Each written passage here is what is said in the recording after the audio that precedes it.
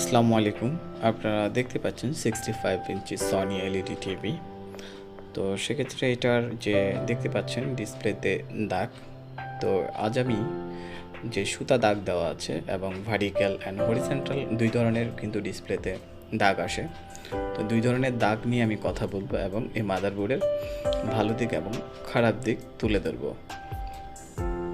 তো আমার ভিডিওটা না টেনে সম্পূর্ণ দেখতে থাকুন। নতুন যদি হয়ে থাকেন লাইক অ্যান্ড সাবস্ক্রাইব করে জুড়ে থাকুন। তো আমরা মূলত ডিসপ্লেতে দুই ধরনের দাগ পাই, একটা হচ্ছে ভার্টিক্যাল, একটা হচ্ছে হরিজন্টাল। তো সেক্ষেত্রে হরিজন্টাল দাগগুলো খুব কাজ করা 80 থেকে 90% শিওর যে যদি ট্যাপ চেঞ্জ করেন কাজ হয়ে যাবে।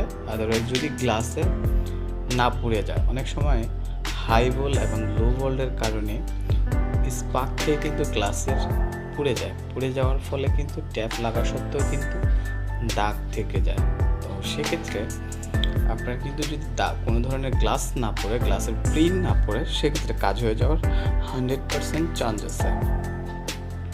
আর হচ্ছে যদি ভার্টিক্যাল দাগ হয় সেক্ষেত্রে আপনার সাইডে ট্যাপ থাকতে হবে।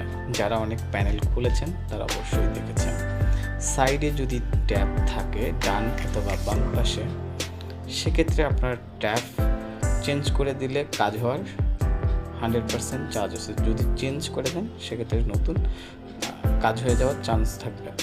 আর যদি আপনার গ্লাসের যে প্রিন্টগুলো ভালো থাকতে হবে, যে লাইনগুলো আছে গ্লাসের, যে লাইনগুলো থাকে টিকন থেকে যে সংযোগগুলো আপনার সাইড টেপে যাবে, ওই সাইড টেপের কানেকশনগুলো ঠিক থাকতে হবে। অনেক সময় দীর্ঘদিন ব্যবহার করার পরে ফাঙ্গাস পড়ে ডিসকানেক্ট হয়ে যায়।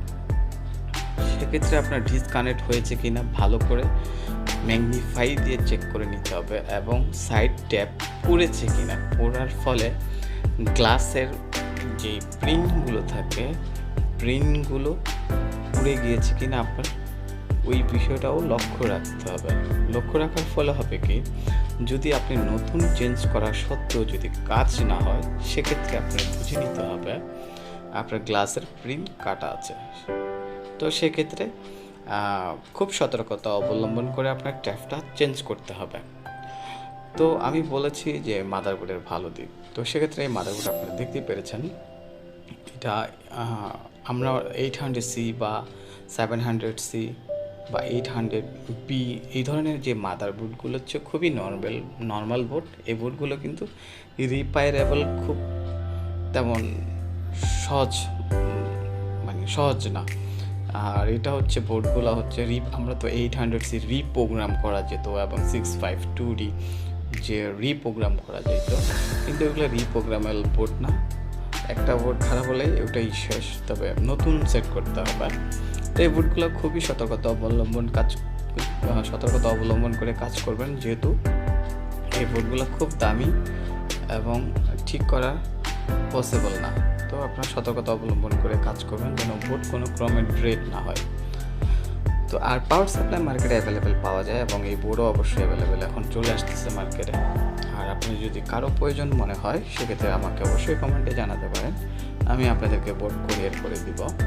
তো এই যে পাওয়ার সাপ্লাই, আর কারো যদি কোনো ধরনের সনি বা স্যামসাংয়ের মাদারবোর্ড, পাওয়ার বোর্ড কোনো ধরনের যদি হেল্প লাগে সেক্ষেত্রে আমাকে কমেন্টেও জানাতে পারেন।